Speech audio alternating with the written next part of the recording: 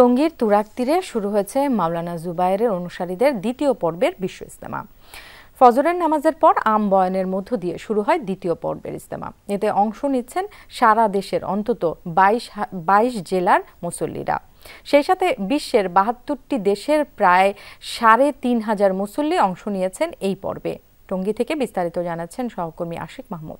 Jamuna smart refrigerator, smart লাইফে smart refrigerator. ফজরের নামাজের পর আম বয়ানের মধ্য দিয়ে টঙ্গীর তুরাগ তীরে শুরু হয়েছে শুরায়ে নিজামের অনুসারীদের দ্বিতীয় পর্বের ইজতেমা। ভোরের তীব্র কুয়াশা উপেক্ষা করে দেশের বিভিন্ন প্রান্ত থেকে জড়ো হতে থাকেন মুসল্লিরা। প্রতি বছর আমি ইজতেমায় আসি, আমি আবার সফরেও যাই। আমাদের শুধু একটাই চাওয়া, যেন আমরা আখিরাতের জন্য কিছু করতে পারি। দুনিয়ার কিছু চাই না, দুনিয়ার কোনো মোহ আমাদের মধ্যে নাই, শুধু একমাত্র আল্লাহকে সন্তুষ্ট করা আর মোহাম্মদ রাসূলুল্লাহ সাল্লাল্লাহু আলাইহি ওয়াসাল্লামের তরিকায় জীবনযাপন করা আমাদের উদ্দেশ্য এবং লক্ষ্য। সবসময় আল্লাহ বিল্লাহ করবো, তসবিহ পড়বো, মহান আল্লাহরে ডাকবো, রসুলকে স্মরণ করবো। দ্বিতীয় পর্বের প্রথম দিন দুপুর পর্যন্ত আনুষ্ঠানিক বয়ান না হলেও প্রতিটি খিত্তায় কোরআন তেলাওয়াত, নফল ইবাদতে মশগুল ছিল সবাই। আত্মশুদ্ধি সহ ইসলামের সুমহান বাণী মানুষের কাছে পৌঁছে দেওয়ার প্রত্যয় তাদের চোখে মুখে।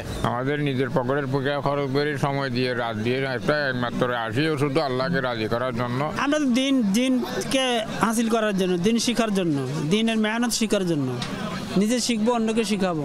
এই দেশের মানুষের জন্য আল্লাহর কাছে প্রার্থনা করুন বা দোয়া করুন যেন আল্লাহ সবাইকে ভালো রাখে। সারা বিশ্বের মানুষ যাতে শান্তিতে থাকতে পারে, আল্লাহ তাআলার কামিয়াবি লাভ করতে পারে, এই উদ্দেশ্য।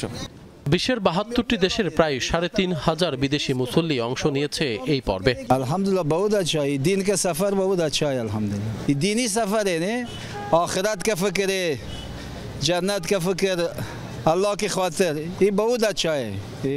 मुसलमान इस मकसद में दुनिया में आया। জোহরের নামাজের পর পাকিস্তানের মাওলানা জিয়াউল হকের হেদায়েতি বয়ানের মধ্য দিয়ে শুরু হয় ইজতেমার মূল আনুষ্ঠানিকতা। পুলিশ বলছে প্রথম ধাপের মতোই কঠোর নিরাপত্তা নিশ্চিত করা হয়েছে টঙ্গী মাঠে। রোববার কারা ড্রোন উড়িয়েছে তাও খতিয়ে দেখা হচ্ছে বলে জানান তিনি। গতকালকে আখেরি মোনাজাতের সময় একটি ড্রোনের ঘটনা ঘটে, যে ড্রোনটি পাবলিকের ড্রোন ছিল। আমরা খতিয়ে দেখছি এটি কারা উড়িয়েছিল।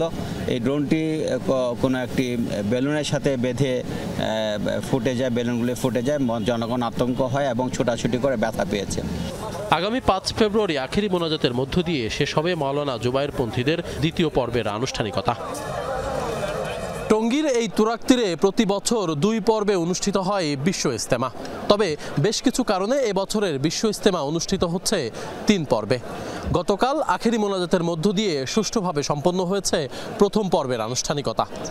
সব ভেদাভেদ আর রেশারেশি ভুলে আগামী পর্বগুলোও শান্তিপূর্ণভাবে শেষ হবে, এমনটাই প্রত্যাশা সকলের। আশিক মাহমুদ, যমুনা নিউজ, টঙ্গীর তুরাগ তীর, গাজীপুর।